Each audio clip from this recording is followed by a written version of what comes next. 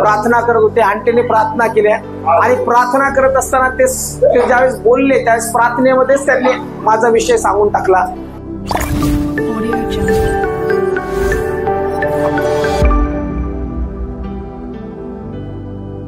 की अहो अल्पविश्वासी, विश्वास ठेवा.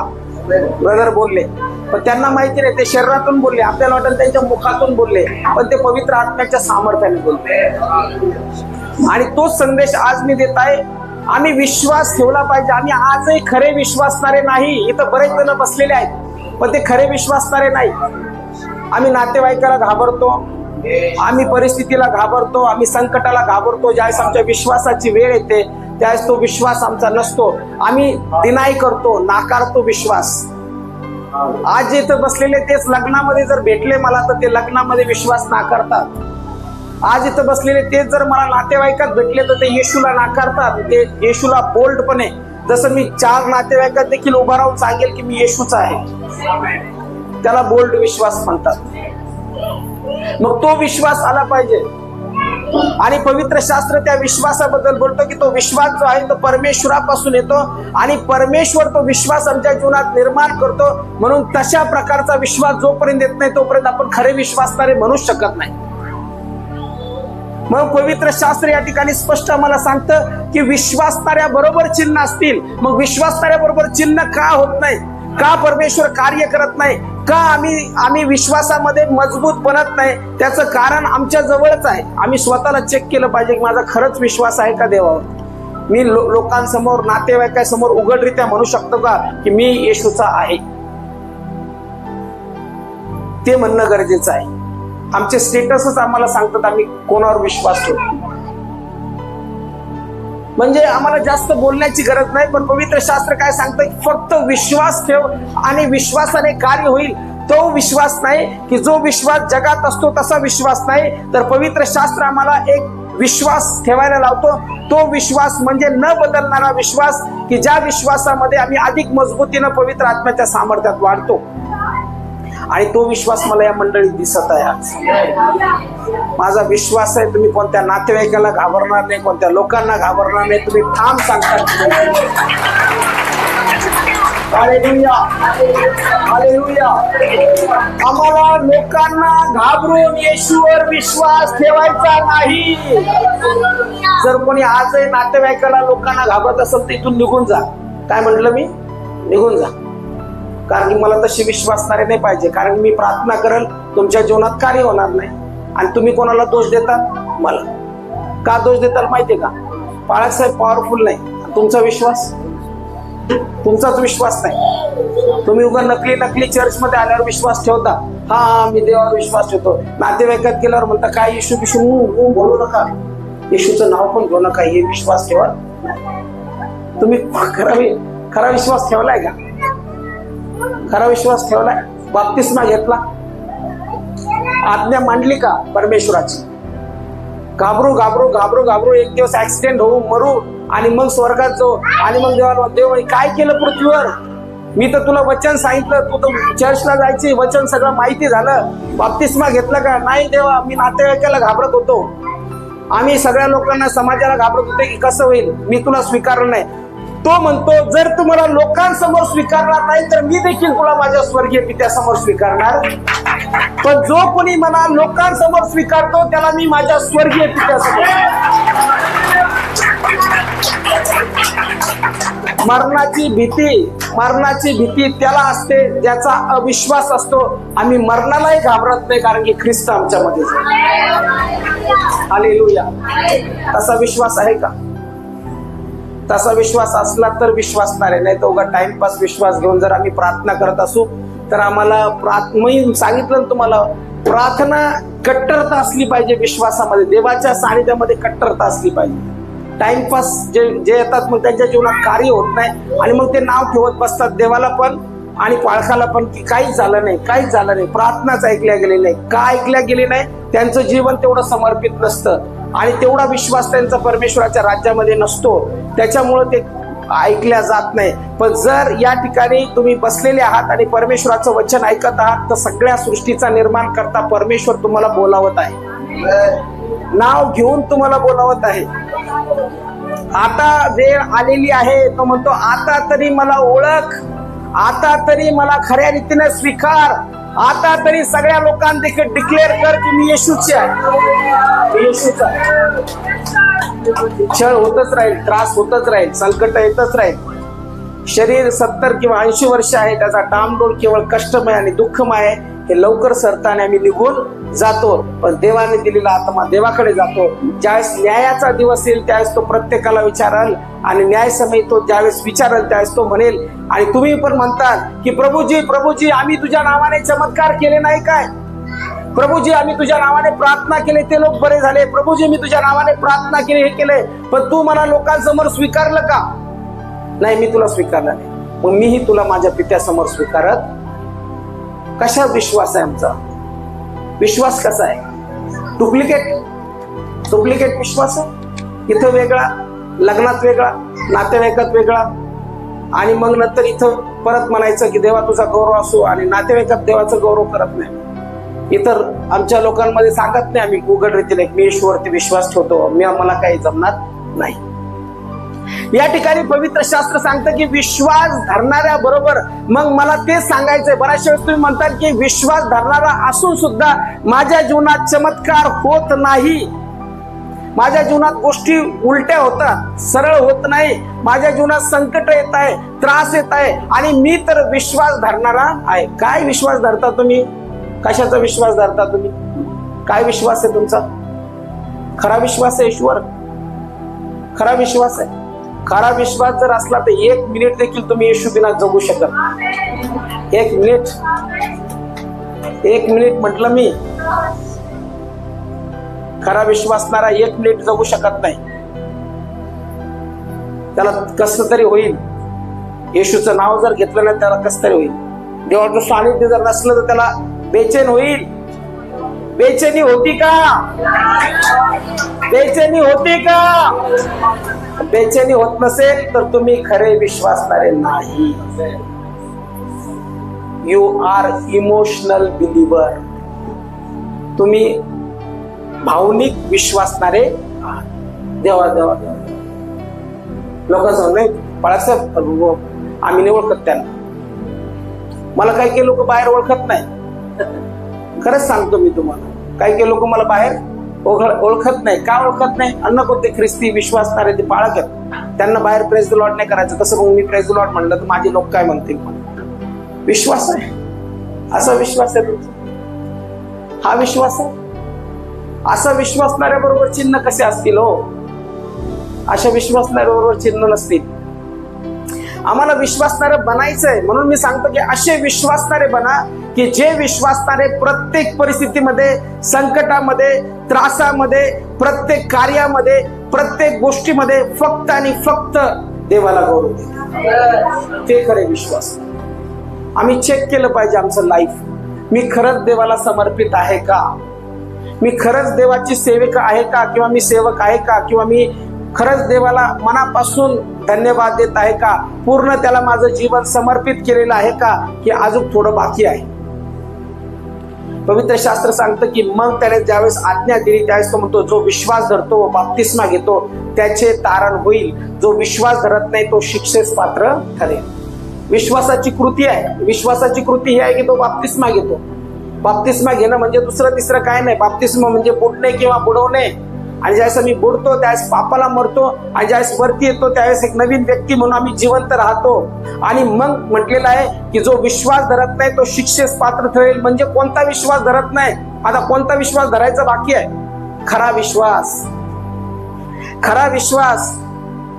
कोणीतरी बोलवतंय म्हणून प्रार्थनेला यायचं, कोणीतरी सांगतंय म्हणून प्रार्थना करायची, चला लोक काय म्हणतील म्हणून मला प्रार्थना करायची, चला मला गेलंच पाहिजे म्हणून प्रार्थना करायची. हा विश्वासाबद्दल मी बोलत नाही. हा विश्वास तर कोणी ठेवू शकतं. त्या विश्वासाबद्दल मला बोलायचं नाही. आणि मी अशा लोकांना बोलत आहे आज की जे विश्वासामध्ये मजबूत होत आहेत. का मी तुम्हाला बोलत आहे माहितीये का? मला तुमच्यात दिसलंय की तुम्ही अतिशय अतिशय कट्टर विश्वासणारे बनणार. डुप्लिकेट विश्वासणारे बनत नाही, तो ओरिजिनल विश्वासणारे मला इथं पाहायला भेटत आहे की जे म्हणत आहेत की प्रभू आता मला आत्म्याच्या सामर्थ्यामध्ये अधिक चालव. पवित्र आत्मा कोणात काम करतो? पवित्र आत्मा त्याच लोकांमध्ये काम करतो की ज्यांचा प्रचंड विश्वास आहे देवाच्या सामर्थ्यावर. ते नकारार्थी बोलत नाही, ते म्हणत नाही आता त्रास आला, आता संकट आला, आता मरतो की काय, आता काय होणार, आता काय संपलं सगळं. काही लोक बघा तुम्ही देवावर विश्वास म्हणतात पण बोलताना निगेटिव्ह बोलतात. बोलताना म्हणतात की कसं होईल, काय होईल, मला आता समजत नाही, आता संपलं सगळं, आता मेलो, आता गेलो, सगळं संपलं, आता काहीच होणार नाही. आणि तसंच होतं त्यांच्या जीवनात, कारण की त्यांचा विश्वास आजही मजबूत बनलेला नाही. पवित्र आत्माच्या सामर्थ्यामध्ये वाटणाऱ्या लोकांना परमेश्वर अधिक मजबूत बनवू इच्छितो. म्हणून आपला जर विश्वास कोणावरती अवलंबून असेल, हा आला म्हणून मी विश्वास ठेवतो, त्याने मला सांगितलं म्हणून मी विश्वास ठेवतो, माझा सन्मान झाला तरच मी विश्वास ठेवतो, आणि जर मला काहीतरी दिलं तरच मी विश्वास ठेवतो, तर हा विश्वास डुप्लिकेट विश्वास आहे. आज पवित्र आत्मा आम्हाला ओरिजिनल विश्वास शिकवतो. Hallelujah, hallelujah. मी तुम्हाला काय सांगितलं, माझा विश्वास असा आहे, माझ्याजवळ काही असो किंवा नसो, माझ्याजवळ घर असो किंवा झोपडी असो, किंवा मी रस्त्यावर चालणार असो, कपडे असो किंवा नसो, पण मी तुम्हाला सांगतो मरेपर्यंत मी येशूला सोडणार. तुम्हाला वाटत नाही सगळे म्हणून देवावर विश्वास ठेवतात काय? नाही नाही, सगळे म्हणून मी देवावर विश्वास ठेवत नाही. I don't believe on material things. मी या मटेरियल गोष्टीवर विश्वास, त्याच्या पाठीमागे पवित्र शास्त्र सांगतं जो नीतिमत्व आणि धार्मिकता मिळवण्याची खटपट करतो त्याच्या पाठीमागे या गोष्टी येतात. मग अशा विश्वासणाऱ्याच्या पाठीमागे या गोष्टी ऑलरेडी ते येणारच आहे. माझ्या पाठीमागे, मी त्याच्या पाठीमागे धावत नाही. चला चला कामाला चला, कामाला चला, आज रविवार आहे, पैसे कमवायला पाहिजे, कमव कमव कमव कमव. काय कमवले? काय झाले? टाटा बिर्ला नाही. रविवारी कुठं? कामाला. काम किती केलं? 80 वर्षाची गोष्ट. काय केलं 80 वर्षाचं झाल्यावर? घर घेतलं का? नाही. कुठं राहता? किरायचं घर. काय केलं काम करून? पवित्र शास्त्र सांगतं आकाशातील पाखराकडे पहा, ते कापणी करत नाही, ते पेरणी करत नाही, तरी पण त्यांचा परमेश्वर त्याच्यामध्ये गहन गहन अर्थ दडलेला आहे. गहन अर्थ, तो अर्थ ज्याला समजला त्याचं कल्याण झालं. आणि तो अर्थ असा आहे की खरा विश्वासणारा कामापेक्षा देवावर जास्त, कामापेक्षा जास्त देवावर अवलंबून. हे वचन तसं लिहिलंच गेलं नसतं. जर तसं असतं तर लिहिल्याच गेलं नसतं की तुम्ही आकाशातील पाखराकडे पहा. सरळ सांगितलं असतं की तुम्ही कामच करा, कामच करा, आयुष्यभर कामच करा, आणि कामानेच तुम्ही सगळं काही मिळवतात. तो पवित्र शास्त्र स्पष्ट सांगतं की खरा विश्वासणारा जो आहे तो देवावरती अवलंबून राहतो. म्हणून विश्वास धरणारा बरोबर चिन्ह असतील असं पवित्र शास्त्र सांगतं. मग तो विश्वासणारा बऱ्याचशा वेळेस खचतो, तो विश्वासणारा निराश होतो, तो विश्वासणारा म्हणतो की आता काही खरं नाही, आता सगळं संपलेलं आहे. अशा विश्वासाबद्दल मी बोलत नाही. अशा विश्वासाबद्दल मी बोलतो की जो म्हणतो की माझं काही संपलेलं तरी असेल तर आता परमेश्वर ते पुन्हा निर्माण करतो. Hallelujah, hallelujah. पवित्र शास्त्र काय सांगतं माहिती? इंग्लिश मध्ये म्हटलेलं ते फार सुंदर, मराठीत त्याचं भाषांतर थोडं वेगळ्या पद्धतीने आहे, परंतु इंग्लिश मध्ये म्हटलेलं as man thinks in his heart he will be like that. म्हणजे जसं मनुष्य आपल्या मनात विचार करतो तो तसाच असतो. जे तुम्ही विचार करताल तेच राहतात. कंगाल आहे, मी कंगाल आहे, मी कंगाल आहे, मी कंगाल. नुसतं डोक्यात कंगाल कंगाल कंगाल कंगाल कंगाल. तुम्ही कंगालच राहता. संकट संकट संकट, त्रास त्रास, छाती, हार्ट अटॅक, हार्ट अटॅक आला, हार्ट अटॅक, पोट. अरे काय पोट आणि हात रे ते? येशूच्या नावात तुम्ही सगळे बरे आहात. तुम्ही ते रिसीव्ह करत नाही, आपण रिसीव्ह करत नाही, स्वीकारतच नाही. काही जणांना तर मी तो प्रार्थने आपण काही जणांना हे करतो, कशाची गरज नसते त्यांना, फक्त थोडस चालण्याची गरज असते. चालत पण नाही, बिछाण्यावरच पडून मी आजारी आहे, प्रार्थनेला नको, असं नको. चालल्याने पण बरे होता तुम्ही. नुसतं येशूच्या नावात पण येशू मी चालायला लागतो, चालता चालताच तुम्ही बरे होते. काही जण चालत पण नाही विश्वासाने, आणि बोलणं तर दूरच राहिलं. बोलणं तर सगळं निगेटिव्ह असतात.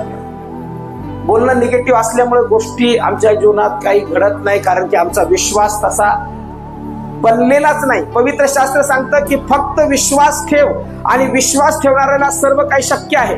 ज्यावेळेस एक फेपरेकरी व्यक्ती जो आहे, तो भूतग्रस्त मुलगा ज्यावेळेस त्यांच्या शिष्याकडे आणला, त्यावेळेस शिष्यांकडून तो त्या बरा झाला नाही, किंवा त्याला ते सैतान काढता आला नाही शिष्यांना. त्यावेळेस येशूकडे त्याला आणलं, आणि तो मनुष्य काय म्हणतो की येशू, तुला जर शक्य असेल तर याला बरं कर.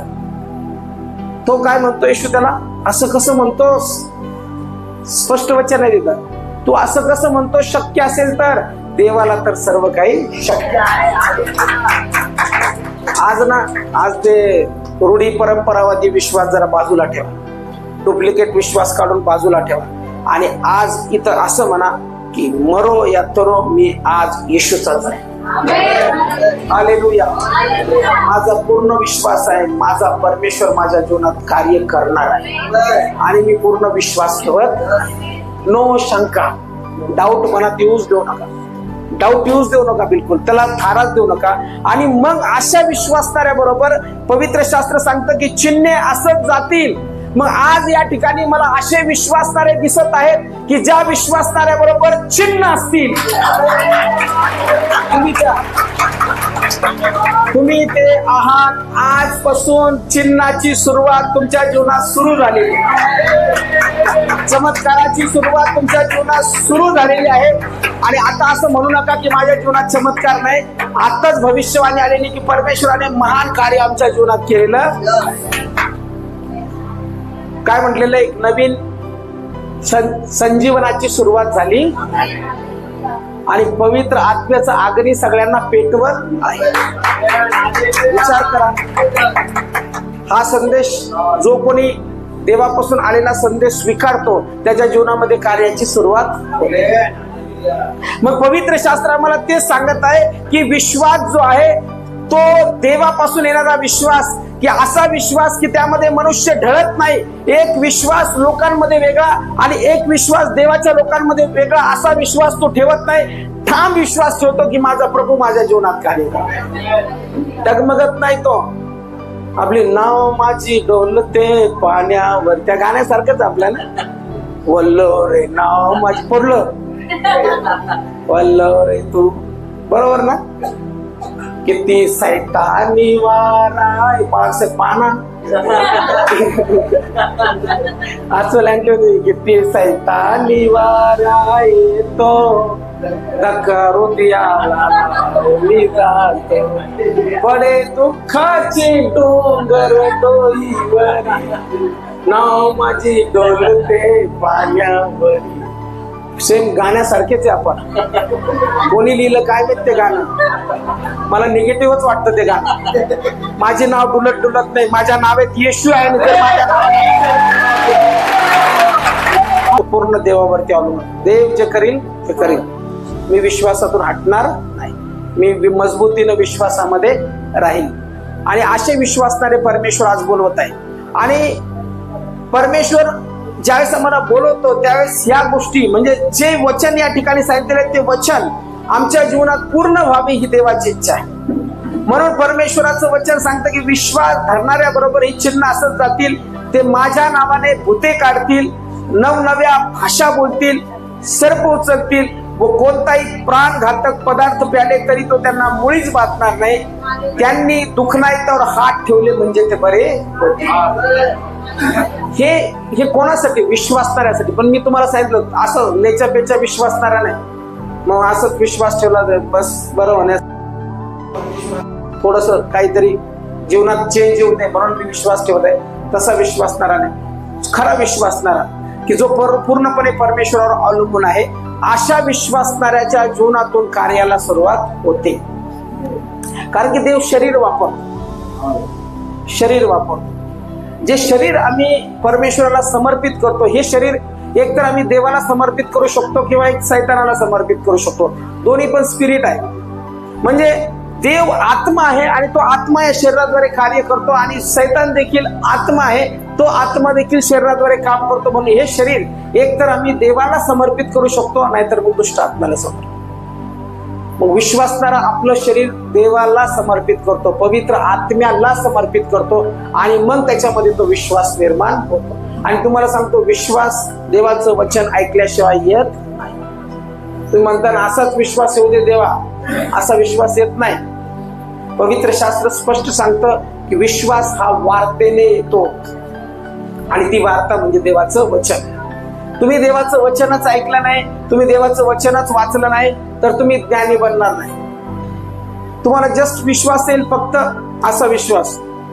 काही जण बायबल खाली उशाखाली ठेवतात, बरं लागल नाही, तसा विश्वास त्याने काय होणार आहे? ते वचन थोडी आत जाणार आहे. वचन माहिती पाहिजे, वचन अभ्यासलं पाहिजे, वचन आमच्या डोक्यामध्ये केलं पाहिजे. दर रविवारी वचन ऐकलं पाहिजे. ही फेलोशिप आहे. या फेलोशिप मधून एक रविवार सुट्टी मारा, तुम्ही मारा सुट्टी, मी माझी परमिशन. एक रविवार सुट्टी मारा. तुम्ही इतके जगात जाता की परत दुसऱ्या रविवारी जायचं तुम्हाला फार कठीण होतं स्पिरिट मध्ये जायला, आत्म्यामध्ये. कारण की सगळं डोक्यात काय भरलेलं असतं? जगात. आणि जगामध्ये काय? सगळं निगेटिव्ह. असं होऊ शकत नाही, तसं होऊ शकत नाही, हे होत नाही, ते होत नाही, याचा ताण, त्याचा ताण, ते ताण, हे ताण, आणि सगळा निगेटिव्ह ताण आमच्या डोक्यावर येतो. आणि मग ते एक संडे बुडवून ज्यावेळेस नेक्स्ट संडे आम्ही येतो त्यावेळेस आम्हाला काही समजतच नाही, किंवा लवकर त्या स्पिरिट मध्ये येतच नाही. कारण की आमचं कनेक्शन जे आहे ते ब्रेक झालेलं असतं, तुटलेलं असतं. आणि ते कनेक्शन पुन्हा प्रस्थापित करायला आम्हाला परत देवाच्या आत्म्याच्या सानिध्यात जावं लागतं. आणि मग वचन व्यवस्थित केअरफुली ऐकावं लागतं, वचन अध्ययन करावं लागतं. आठवडाभर आम्हाला पवित्र शास्त्र वाचन करावं लागतं, आमच्या प्रार्थना कराव्या लागतात. मग पुन्हा आम्ही थोडं विश्वासात चार्ज होतो. हे चार्जिंग सारखं आहे बरं का. ते म्हणतात काय नाही पळाक साहेब, एकदा विश्वास ठेवला, आता देव आणि मी. तसं नाही. चार्जरला असं एक तुमचा मोबाईल एकदा चार्जिंग केला, आता एकदाच चार्ज झाला पळाक साहेब, आता मोबाईल चार्जच करणार नाही. मी एकदाच अभिषिक्त झालो, एकदाच पवित्र आत्म्याने भरलो, आता मी पवित्र आत्म्याने भरायचं नाही. रोज भरावं लागतं, रोज सामर्थ्य पाहिजे. जसं मोबाईलला कनेक्शन मध्ये आम्ही लावतो त्यावेळेस मग बॅटरी चार्ज होते, तसं आम्हाला रोज चार्जिंग करावी लागते. पवित्र आत्म्याचं सामर्थ्य आमच्यात मिळावं लागतं, वचन वाचावं लागतं, त्यावेळेस मी विश्वासात अधिक चार्ज होतो.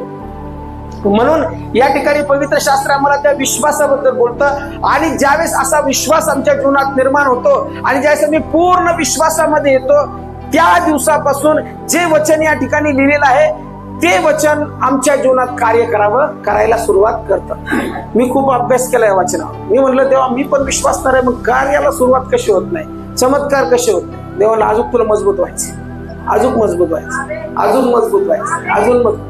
विचार करा, 16 वर्षानंतरही देव मला म्हणतो अजून मजबूत व्हायचं. तर या ठिकाणी बसलेले 1 वर्ष, 2 वर्ष, 3 वर्ष असतील, त्यांना किती मजबूत होण्याची एकदाच नाही, एकदाच प्रार्थना केली, एकदाच झालं तसं नाहीये. रोज चार्ज व्हावं लागतं, रोज देवाचं वचन स्वीकारावं लागतं. आणि मग कळालं या ठिकाणी देवाचं रहस्य की आम्हाला खोल विश्वासामध्ये जायचं आहे. जो विश्वास देवापासून येतो तो विश्वास आमच्या जीवनात ज्यावेळेस येतो त्यावेळेस त्या विश्वासाने कार्य होतं. आणि मग तसा विश्वासणारा, जो विश्वासणारा पवित्र शास्त्रावरती पूर्ण विश्वास होतो, देवाच्या आत्म्यावरती विश्वास होतो, मग देवाचा आत्मा त्याच्यावरती येतो आणि मग तो संदेश द्यायला लागतो. मग तो कसा आहे? तो कसा आहे? कारण की इथं कनेक्शन देवाच्या आत्म्याचं आहे. काही लोक अरे ते तर फार असं आहे, ते तर असं तसं असं काय नसतं. देवाचा आत्मा कोणाची भेट घेईल? येशूचे पाय जिने पुसले ती कोण होती? वाचलं? वेश्या होती, वेश्या. आणि वेश्या स्त्री आली आणि तिला आलापास्त्र कुपी घेतली आणि येशूच्या चरणावर टाकली आणि मग केसांनी पाय पुसू लागली. आसपासचे काय म्हटले माहितीये का? शास्त्री आणि परुषी. काही लोक असतात फक्त ज्ञानी असतात, फक्त वचनाचं ज्ञान असतं. ही टीका, ती टीका आणि ही टीका. आपल्याला टीका टिप्पणी कोणावर करायची नाही, आपल्याला देवावरच्या वचनावरती विश्वास आहे. येशूने टीका टिप्पणी कोणाची केली नाही. येशू काय म्हणतो माहितीये? त्या ठिकाणी ज्यावेळेस ती केस पुसते त्याला पूर्ण माहितीये की वेश्या स्त्री आहे, पण तिला तो दोष लावत नाही. कारण की त्याला माहितीये की जे आज माझे केसांनी किंवा तिच्या त्या अनमोल अशा सुगंधी तेलाने तेल ओतून जी तिचे केस ती केसांनी पुसत आहे. म्हणजे विचार करावं. कधी कधी तुम्हाला विचारतो काय स्त्री असेल, काय स्त्री असेल केसांनी पुसते. म्हणजे तिची किती श्रद्धा, किती विश्वास तिचा की हा जो येशू आहे हाच माझ्या जीवनात कार्य करू शकतो. आपण केसांनी सोडावं, साध्या रुमालाने कोणाचं पोट पुसायचं तर विचार करता. गाडी जर सीट पुसायचं तर आपण रुमाल नको, रुमाल खाणार. केस तिनं घेतले आणि केसांनी येशूचे चरण पुसले आणि लोक आसपासचे येशूला समजत नाही का, इथं वेश आहे ना, वेश्या स्त्रीला पुसू देतो. येशूने तिचं काय बघितलं? विश्वास बघितला. येशू अशाच लोकांच्या जीवनात कर. म्हणून कोणाला दारुड्याला दूर सारायचं नाही. आपल्याला कोणी वाईट आहे त्याला दूर सारायचं नाही, दोष लावायचा नाही. कोणालाही दोष लावत बसले की दोष आपल्यावर येतो. देवाने तसं शिकवलंच नाही मुळता की नका त्यांच्याशी बोलू नका, यांच्याशी बोलू नका. विश्वास ठेवणारे जे कोणी असतील, मग ते वाईट असतील, ते चुकीचे असतील, कसे असो, तो विश्वास ज्यावेळेस त्यांच्यात येतो त्यावेळेस तो व्यक्ती बदलला जातो आणि मग पवित्र आत्मा त्या व्यक्तीची विश्वासाने भेट घेतो. म्हणून आपण त्या व्यक्तीच्या चुकीच्या जीवनाबद्दल किंवा जुन्या जीवनाबद्दल बोलून म्हणू शकत नाही की हा व्यक्ती तर असा रागिष्ट आहे, हा व्यक्ती तर चुकीचा आहे, ही व्यभिचारी आहे किंवा हे असं आहे. पण पवित्र आत्मा ते सगळं पाहत नाही. पापाची क्षमा जो कोणी मागतो त्याच्या पापाची क्षमा होते आणि त्याच्या विश्वासाने पवित्र आत्मा त्याच्यातून पवित्र आत्मा कार्य करायला लागतो.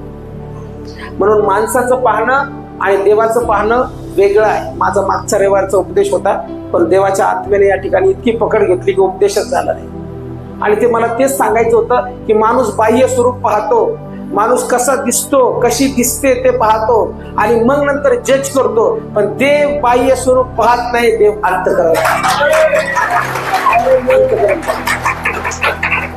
म्हणून देवाचं पाहणं माणसासारखं नाही. माणूस सगळं रूप पाहिल्यानंतर म्हणतो की हा चांगला असेल, चांगली असेल, पण देव तसं नाही. देव आंतरिक हृदय पाहतो आणि ज्याचं अंतःकरण देवाला समर्पित आहे, देवाला समर्पित आहे, त्याचा न्याय मी करू शकत नाही. मला माफ करा, मी कोणाचा न्याय करत. मला काही लोक सांग पाच सत्याने कसं केलं तर असं मला नका सांग प्लीज. मला पहिली गोष्ट मध्यस्थ आवडतच नाही, कारण मध्यस्थ इकडं पण येतो आणि तिकडं पण जातो. त्याच्यामुळे बाबा तू काही येऊ नको, मला जर बोलायचं मी सरळ बोल. मग दोष लावायचा नाही कोणाला. कशाला दोष लावून तोंड खराब करायचं. त्याने जर क्षमा मागितली असेल देवाला, त्याच्या पापाची क्षमा देवाने केली असेल तर जज कोण झालं? न्यायाधीश कोण झालं?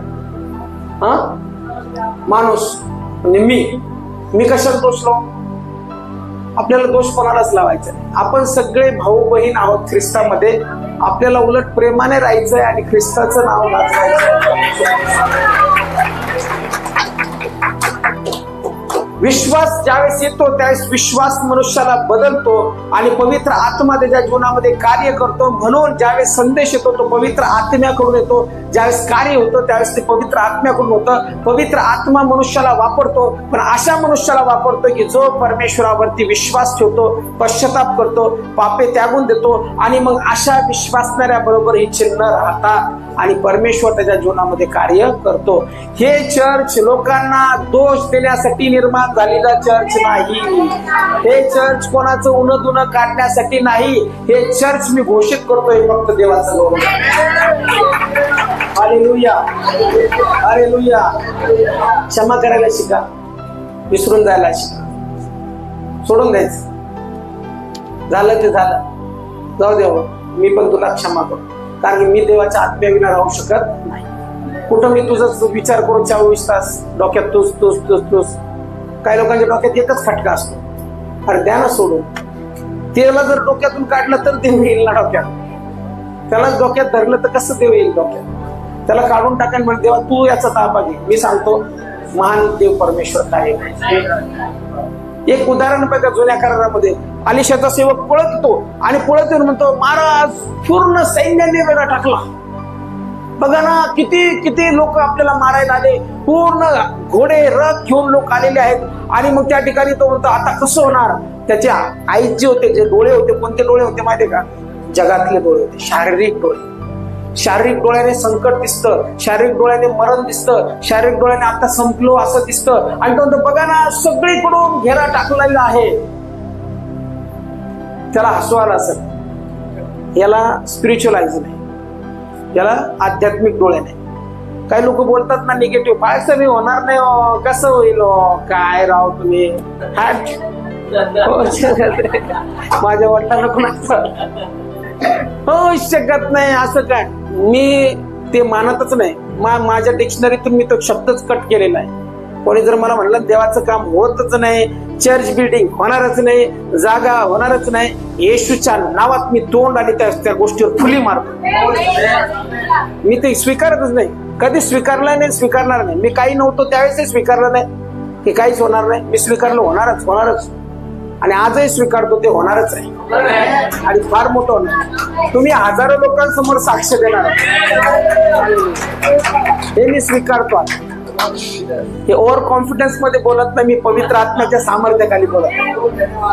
मार्केटिंग ते असतं तसं नाही मी बोलत.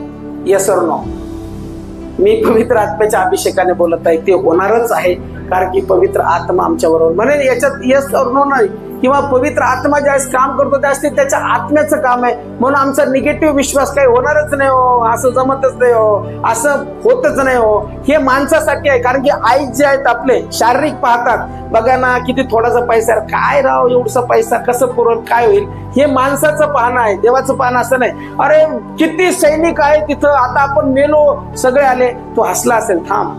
मग तो प्रार्थना करतो, देवा याचे आध्यात्मिक नेत्र उघडल्या जाव.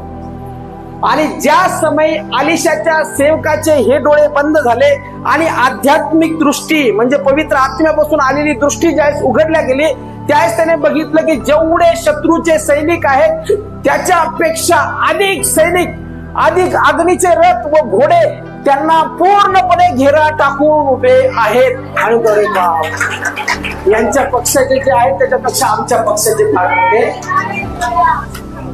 हे स्पिरिच्युअल वर्ल्ड आहे. हे बायबल आध्यात्मिक आहे. याला शारीरिक डोळ्याने पाहू नका, नाही समजणार, काहीच समजणार नाही. शारीरिक डोळ्याने इथं येऊ नका आणि म्हणू नका देव तर दिसेना इथं कुठं, काही दिसतच नाही, मूर्ती बिर्ती काय, कसं काय देव. ते शारीरिक डोळे, ह्या डोळ्याने ते पाहायचं अपेक्षा करताल, फसताल. हे डोळे बंद करा आणि म्हणा की देवा माझे यावेळेस स्पिरिच्युअल ज्याला म्हणतात आध्यात्मिक नेत्र उघड, आणि त्यावेळेस ते उघडल्या जातील आणि मग आपल्याला समजायला लागेल. येशूने देखील त्या ठिकाणी अशी प्रार्थना केली किंवा ज्या शिष्यांना म्हटलं यांची आध्यात्मिक डोळे उघडल्या जाव, शास्त्र समजावं म्हणून त्यांचे डोळे उघडल्या जाव. त्या क्षणी त्यांचे आध्यात्मिक नेत्र उघडले आणि त्यांना हे सगळं समजायला लागलं की येशू काय बोलत आहे, येशू कशासाठी आला होता. हे पुनरुत्थानानंतर येशू बोलतो, येशू कशासाठी आला, कशासाठी वधस्तंभावर मरण पावला आणि पुन्हा तो कशासाठी जात आहे. हे सगळं त्यावेळेस त्यांना नंतर कळालं, ज्यावेळेस त्यांचे आध्यात्मिक नेत्र उघडले. म्हणून अशी प्रार्थना करा की प्रभू आमच्या शारीरिक डोळ्याने आम्ही खूप बघितलं, शारीरिक डोळ्याने आम्ही माणसं बघितले, शारीरिक डोळ्याने आम्ही मानपान बघितला, शारीरिक डोळ्याने आम्ही परमेश्वरा पैसा बघितला, परंतु आता आमचे शारीरिक डोळे आम्ही बंद करतो आणि आत्मिक डोळ्याने तुझं काम आम्ही बघायला सुरुवात करत. मग तिथं तुम्ही माणूस पाहणार नाही, तिथं तुम्ही कोणती बाई पाहणार नाही, तिथं बघताल फक्त देवाच्या आत्म्याचं, देवाच्या आत्म्याचं काम देवाच्या आत्म्यानेच होतं. आणि त्याच्यामुळे पवित्र शास्त्र आम्हाला हे सांगतं की ज्यावेळेस असा विश्वासणारा बनतो त्यावेळेस पवित्र शास्त्र सांगतं की अशा विश्वासणाऱ्यावर कोणतंही घडीव हत्यार चालणार नाही. तुमच्यावर कोणतंही घडीव हत्यार चालणार नाही. किती जादूटोना तुमच्यावर होऊ द्या, किती मंत्र मारू द्या, किती तुमच्या विरोधात लोक येऊ द्या, तुमच्यावरती कोणतंही घडीव हत्यार चालणार नाही, कारण की परमेश्वर तुमच्या बरोबर आहे. नॉट बाय माइट, पवित्र शास्त्र स्पष्ट सांगतं की बलाने नव्हे, पराक्रमाने नव्हे, माझ्या आत्म्याने कार्य. मग इथं बसलेल्या कोणत्याही, आता शरीरावरती कबूल करा, माझ्यावर कोणतं हत्यार चालणार नाही, कोणतंच हत्यार चालणार नाही माझ्यावर. ना जादू चालणार, ना टोना चालणार, ना कोणी ऍक्सिडेंट मध्ये मला काय करू शकणार, ना कोणत्याही गोष्टीमध्ये मला पाळू शकणार, कारण की माझ्या भोवती पवित्र आत्म्याचं सामर्थ्य आहे. आता तुम्ही काही जण हसताल या ठिकाणी, पण मी तुम्हाला खरं सांगतो, ज्यावेळेस मी प्रार्थना करतो गुडघ्यावर टेकून किंवा रात्रीचं कुठं रूम मध्ये प्रार्थना करत असलो, तर मी स्पिरिट मध्ये कंटिन्यू बघतो की एक बलाढ्य 6-7 फुटाचा व्यक्ती माझ्या जवळ असा उभा आहे. तो मलाच भीती वाटते कधी प्रार्थना करता करता असं होतं दचकल्यासारखं. मग नंतर मला त्या दिवशी कळालं, ज्यावेळेस एक देवाचे सेवक बोलले की कायम कंटिन्यू जे विश्वासणारे आहेत आणि जे देवावर प्रचंड विश्वास ठेवतात त्यांच्याबरोबर कंटिन्यू देवाचा दूत असतो, कंटिन्यू देवाचा दूत असतो. मग त्या दिवशी मला कळालं की देवाचा दूत कायम माझ्या बरोबर आहे. तर विचार करा, इथे एवढे जण विश्वासणारे बसलेले, तुमचा प्रत्येक एक दूत जर धरला तर किती लोक इथं बसलेले आहेत, तुमच्या बाजूलाच तो बसलेला आहे.